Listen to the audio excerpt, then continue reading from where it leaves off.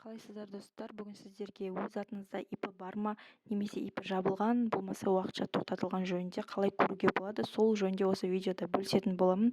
Ол үшін бізге e-салық азамат приложениесі қажет болады. Оны Play Market'тен жүктеп алсаңыздар болады.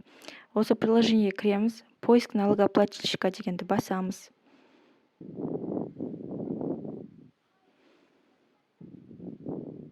ИИН деген жерге тек ИИНді тереміз.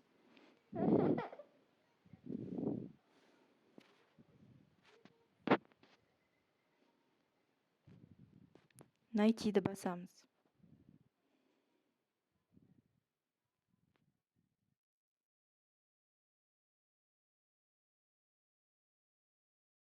Мінекей достар, осылай өз атыңызда ИП болса ИП атауын, тіркелген уақытын, егер жабылған болса жабылған уақытын, уақытша тоқтатылған болса тоқтатылған уақытын көре аласыз.